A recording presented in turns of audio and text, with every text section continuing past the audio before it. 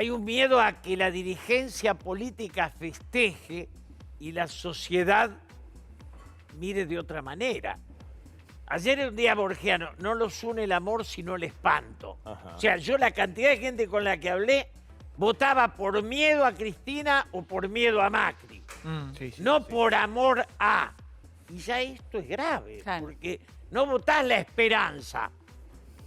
El resultado es excelente, porque nadie tiene mayoría en una sociedad dividida. Al no tener mayoría, te calmás. El miedo a Venezuela, esos miedos se achican. O sea, esta conformación, perdón, que dicho sea de paso, gran idea de la producción, quiero mostrar aquí, que está hecho con Qué bien. tapita de alfajor, los alfajorcitos que comemos ¿Qué siempre. sería esto, Guille? Sí. ¿Es el Congreso esto? Sí, pone Las bancas, ¿no? Las bancas de la Cámara de Diputados, no nos entraban todas, pero... Lo bueno es que se come esto. Claro. Se puede comer. Comete una banca. Para dar cuenta a la gente de que todo está mucho más sopesado y mucho más equilibrado. ¿Y cuál es la ventaja de esto? Ayer voy a votar y al lado mío, Balestra, y le digo, con vos fuimos diputados en el 73. Mirá. Y él me dice, también en el 83. Estábamos votando juntos, me da casualidad. Sí. Ahora, aquel parlamento era de la paz, del encuentro de los argentinos. O sea, el último Perón es el Perón de la convivencia. León herbívoro, sí. Viene Néstor a plantear la división, la fractura. Y anoche, en alguna medida, la derrota a nivel nacional es la derrota del odio, del resentimiento. O sea, el peronismo pierde el Senado, pero además pierde todas las provincias de clase media. Córdoba, Santa Fe, Entre Ríos. Digo, tiene un retroceso brutal. Porque ese odio que el kirchnerismo toma de, digamos, del resto de la violencia de los 70, de los que Perón había echado de la plaza, y del marxismo, es lo único bueno que el último voto de Argentina fue contra Nicaragua. Sí. Que veníamos votando a favor Sí. de Nicaragua. O sea, ya hubo un pequeño cambio. En O sea, Julio, para vos el primer título es pierde el gobierno, como realmente pasó, a nivel nacional, por lo cual te pregunto, ¿por qué Alberto Fernández exhorta a la gente en el acto del miércoles a festejar el triunfo? ¿Qué triunfo? ¿A qué triunfo se refirió? Porque los argentinos, el fracaso es tan grande que festejamos que nos derroten por poco. Claro, yo Punto. siento que, Es yo la siento que desesperanza. en términos futboleros, Guille, Sí. vos perdías 3-1 y ahora te pusiste 3-2. Yo no tengo nada que festejar. Pero se terminó el partido ya. Claro, pero cuando veo la tabla, estoy anteúltimo, hermano, en América Latina. Sí, claro. Anteúltimo. Pero hay tablas donde no estoy jugando ni siquiera en primera A. No, claro. Soy un África subasaria, digamos, Sí, sí, soy subsahariano. sudafricano. A ver, es verdad lo que sí, Damián, y acá vuelvo otra vez, ¿qué festejamos con un país con un 50% de inflación interanual y con un 50% de pobreza? No, y te digo algo más. Te lo voy a analizar desde el punto de vista económico y lo comparto con Julio también y con la mesa. ¿Qué es lo que yo siento? Que después de los festejos, oposición y oficialismo, la factura lo paga el televidente. Y te explico por qué lo paga el televidente. A mí no es que me molestó, pero si el gobierno achicó la diferencia con el plan platita y plan heladera, me preocupa. Me preocupa porque detrás de eso hay un costo social. ¿Cuál es el costo social que vamos a pagar todos los televidentes? El primer semestre del año que viene va a tener aceleración de la inflación.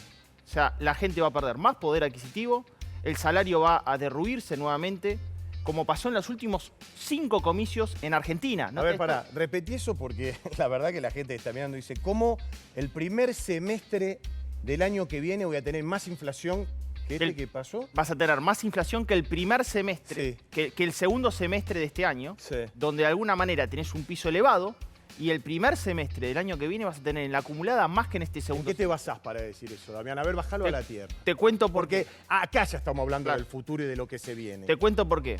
Porque el gobierno no cree que toda la plata que está emitiendo genere inflación. Pero no tiene otra forma de financiar su déficit que siguiendo emitiendo plata. Entonces, toda esa plata va a actuar con rezago en la variación de precio. Entonces, cuando vas a comprar la leche va a estar más cara, cuando vas a comprar un paquete de galletitas va a estar más cara, cuando compres un par de zapatillas más caro, y eso lo vas a ver en el primer semestre del año pasado, con una diferencia respecto de la actual situación, que tenés que corregir muchos precios relativos a la economía.